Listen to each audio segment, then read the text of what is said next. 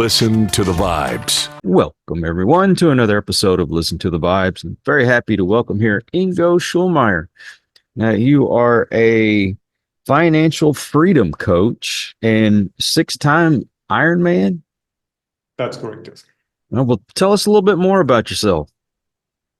Yeah, so I'm 46 years old now. So actually, I lived all my life. I had something that's more or less, let's call it a normal life, right? As I was working in a corporate, I had a job. I was working as an engineering director and product manager in the semiconductor industry.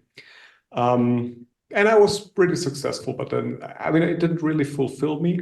So a few years back, so me and my family, so I'm married, we have two kids, we decided to do something different, and we decided to to get out a little bit of the known, of our comfort zone, right? So we sold all our belongings. We sold our house, our cars, basically everything we had, aside a few suitcases, and we went to Mexico to travel, and we thought, okay, let's see if we find something better there. So let's see if we experience something. And it was also like a good age for our children, right? Because they were not like it was before they're becoming teenagers. So at this time they were like, I think 9 and 11 years old. So we thought, okay, that's the last time before when they grow up and when they're teenagers, it's difficult to take them out of their friends and everything. So of the social structure. So we said, oh, okay, let's try it. And we traveled here in Mexico like for 9 months. And now, meanwhile, we settled here. I built a business here, the coaching business you mentioned. And yeah, we're pretty happy here. So how the kids taking all that? The kids actually took it pretty good. I mean, of course, in the beginning, when we told them we're moving, they were a little bit sad, I must say they really enjoyed it, and they enjoyed the travel. And I think it's also, I mean, like kids are like a sponge, right? They get all this experience. I think, I mean, for the long term, I think they learned more in this 9 months where we were on the road, where we were like meeting new cultures, meeting new people.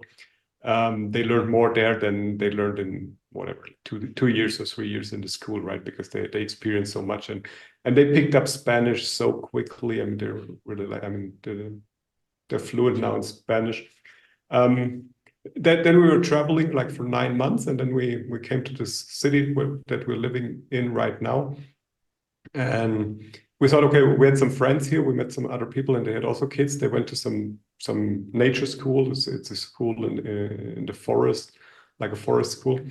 And we said, okay, let's try it. We took them there for 1 day, and they came back on the first day after school, and they said, okay, we will stay here. So that's basically how we ended up here. So, because it's also, I mean, it's a nice time to be so long as a family together, right? But it's also intense, right? Because you're 24/7, you're together, you're in the car together, you're in the Airbnb together. So I think we were all happy that they want to go back to school, and that we found something nice where they really, where they are in nature all day, and one thing that was important for us was that they're not exposed too much to this, like all the social media and stuff that the kids today are exposed to.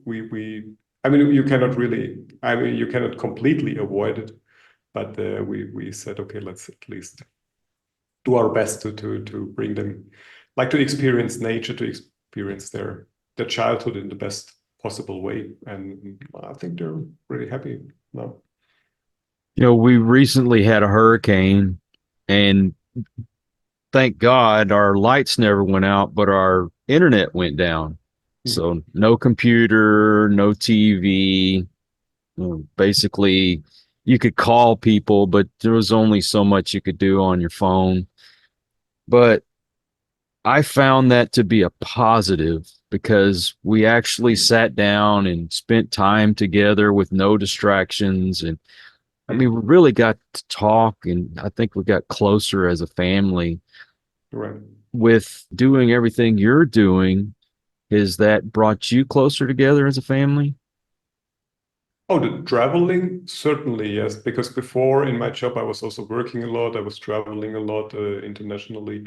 So yeah, and then also, I mean, I was working like, yeah, if you're working like 9-10 hours a day and then you're coming home, you're still, it's difficult also to switch that off, right? You still have all the stuff in your head, and it takes time to come down. So I think definitely it helped. Yeah, it brought us together, and yeah, I think we have a great life together now. And just coming back to what you mentioned, I think that's a very important point. I think it's one of our main problems that we have today, right? That we cannot disconnect anymore from the media, right? We're so addicted to it. We're so distracted. We're so addicted to the dopamine that we all the time need to have our cell phones. That I think, and that's one of the things I work a lot with my clients on. And I think it's the first thing to step out of that. And if you want to find yourself, which I think is the first step to become not only financially free, but also free in mind. I think becoming free in mind is the first step to become really free, also financially free. And we're working on that, like just to disconnect and to do like a whatever digital detox, right? And to find back yourself. And most people are uncomfortable, right? When they're when they don't have anything to do, right? They always need something because they're afraid of their own thoughts or of their own feelings. So that's why they all the time try to distract themselves. And I think getting back to that, like to being really with yourself or being out alone in nature without your cell phone, I think that's something we need or we should do more, and we have to all learn again. Yeah, definitely, definitely. When you decided to do all this, did your friends and family give you a hard time about it, or were they supportive? Well, I mean, I think my family always knew I'm crazy. I also did all this crazy like endurance event, like the Ironman. I did long distance cycling trips and competitions, and a lot of other. I mean, I was always different in my family and in my friends, and I think I had a feeling I never really. Maybe it's a feeling of belonging, right? So I always felt different. And with of course, I mean, my family was scared and everything. Uh, but it's not that, I mean, they were always supportive. I mean, let's say like they want our best, right? Of course, they were scared and everything. And then they have also this knowledge that they know from television or from whatever, like that. "Ah, you're going to Mexico. It's so dangerous there, right?" And um, well, I don't think it's more dangerous here than in a whatever European or American city. Of course, it depends where you go, and you need to do everything with a common sense, right? But I feel pretty safe here, and yes, so they were supportive. They were a little scared, but it was more like because they were scared of the unknown rather than something else. And then it was actually funny when my parents came to visit. So they're divorced. So first came my mother, a few months later my father, and then we took them here. Right, we did some sightseeing and everything. And after a few days or weeks, I asked him what he thinks now about Mexico. And he said, "You know what? At home we only hear how dangerous it is." But I don't have this feeling now, right? So it's also a shift in their perception if you actually see what's going on. And yeah, since then, I mean, it's difficult a little bit because it's very far away from family. But there, I mean, we have the advantage that we have this technology to do, right? I mean, my kids are can talk with their grandmothers and grandfathers via Skype and via WhatsApp. So it's yeah, we make it work. And you mentioned the Iron Man. What all Mhm. does that entail? And I want to know a little bit more about your personal experience doing it. Yeah, I think Iron Man taught me a lot of things also about about my mindset. I think I have a very strong drive towards my goal, but it's also developed over the years. I mean, I like to be in nature, and I also like to do like for longer distances. And for me, going on this long distance, whether it's a long distance hike or cycling trip or running, like running for a few hours, it also has this meditative element, right? And I mean, I developed this over the years. I was doing sports when I was a kid, but then when I was like 18, 19, 20, after, let's say, completing the phase where you're going out to parties and smoking weed with your friends, and then I decided to do something different, right? So yeah, I went in doing the sport, and I started with running, and then I started with cycling, and then I also did like marathons in the Alps, which is like 200-300 kilometers with a few Alp passes with the bike and everything. And then I think it was in 2007. I thought, okay, now I just need to do swimming, and I can do a triathlon, right? And then I think it was in October 2007. I said, okay, I signed up for an ironman competition that was 1 year later, and then I knew I had 1 year to learn swimming, basically. I mean, I knew swimming before, but not really like a freestyle competitive swimming, right? So, and yeah, and then during the winter I went to swimming like 3-4 times a week, and I learned swimming, and 1 year later I did my first Ironman. I think this training taught me a lot because it's yeah, you need a lot of discipline, of course. I mean, right, and you need good organization skills, because you have to balance that. Like, you have 3 different types of sports, and you have to balance it with the rest of your life, because the training is quite it's a lot of hours training per week. And yeah, also about the goal setting and achieving my goals, and having this mindset of, yeah, that I can achieve anything. And it's also like a good example for evolving goals, right? I mean, many people they don't dare to dream big, because they think, oh, if they want to have a goal, whatever it is, they don't want to have it too big, right? They rather set small goals, because they're scared that they won't achieve it, right? But it's also coming over time. For example, I did this first Ironman in 2008, and then my big dream was to go to the World Championship, which is every year on Hawaii. So it's a very famous competition for all endurance athletes. So, and it took me time, but I achieved this goal in 2018, right? So 10 years later. I mean, in between, I had some phases where I didn't do, some years where I didn't compete or didn't train, because because of job and building a house and raising a family. So, but yeah, I achieved the goal. And I mean, I didn't set this goal for the first year, right? But you just need to structure your schedule, and you need to go step by step. And then I think most people, they don't know what they're actually capable of. Did that give you the confidence to do the financial freedom coaching? Yeah, I think so, because it's the same thing. Because financial freedom is also something where you just, first of all, you need to believe that you can achieve it, right? And also with finances, most people have small goals, right? They want to say, okay, next year I want to have a pay raise of whatever, 5%, or they want to have here a little bit more money. But I mean, just go out and dream big, and focus on what you really want. And I think for most people, the problem is not that they don't have the financial skills, or that they don't know how to invest, because all this information is out there. And I work in my program, I work mainly with people on their mindset, right? Because they're living in a scarcity mindset, and this applies to all areas of life, right? And business or finance is one of them. So as I said, go out and dream big. And financial freedom, by the way, doesn't mean that you have to be a millionaire, or that you have to make a lot of money, right? It means that you can live the life that you want without worrying about money, and without having to do, like, work for some people you don't like, or some stuff, doing some stuff you don't like. What you do, does that help people in no matter what stage of life they're in, or however their financial status might be? Yes, I would say so. I think it's better to start early. The earlier start.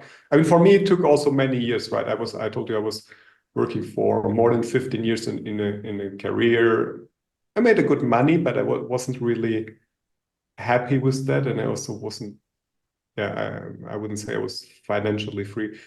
So I think it's because I had this limiting belief, right? I was working for my paycheck, and I always thought I cannot make my own business. I cannot quit my job now because I need the paycheck at the end of the month, right? If I don't have the paycheck, I cannot feed my children or whatever.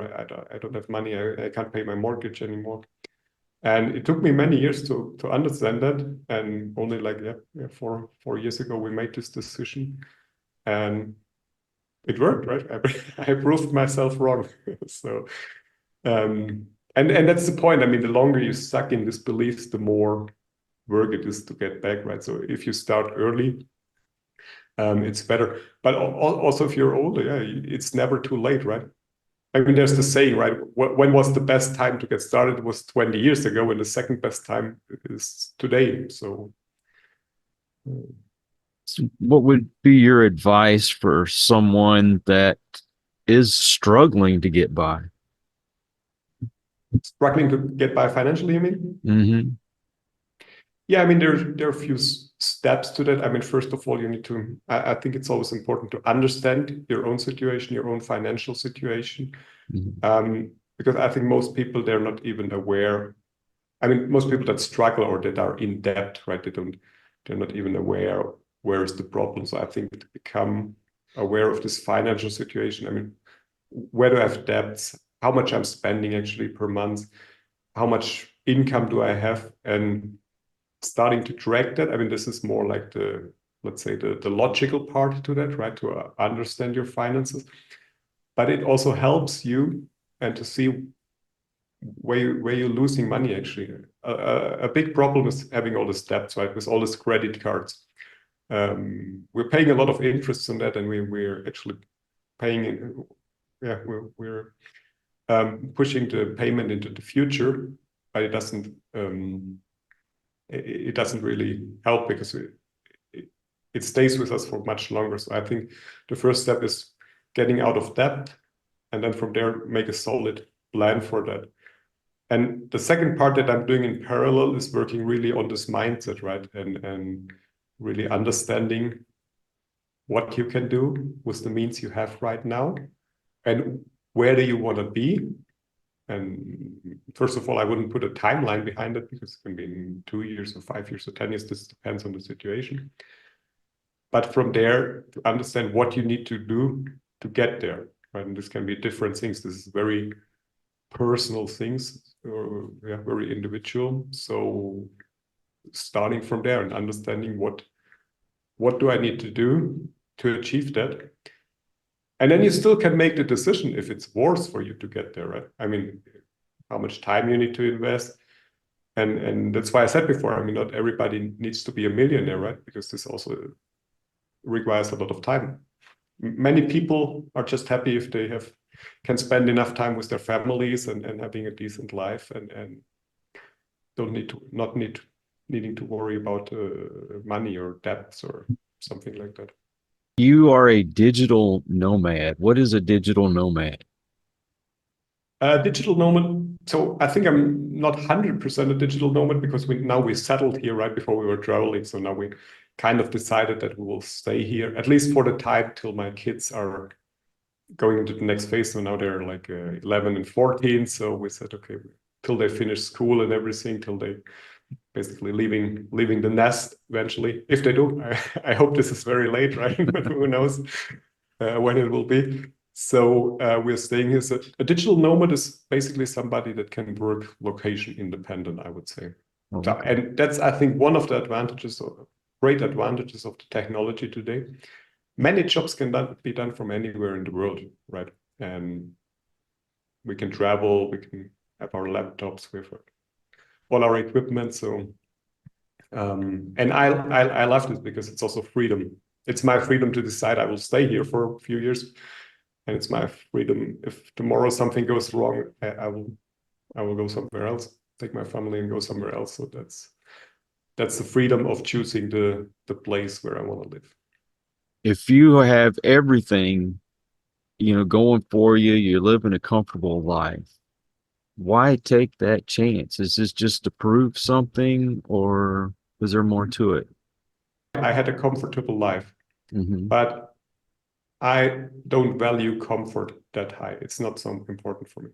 And you probably know that, right? There are two types of mindset. There's like a mindset of comfort and there's a mindset of growth.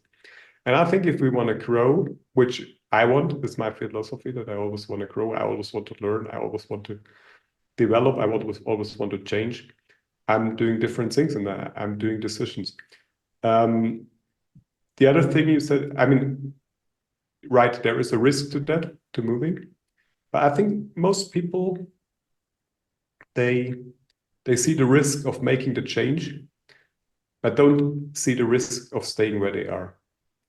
Because if you always stay where you are, if you always stay in your comfort zone, maybe there's a perceived lower risk to that, right? But the question is, if at the end of the life, you can look back and say, that's the life that I always wanted to, right?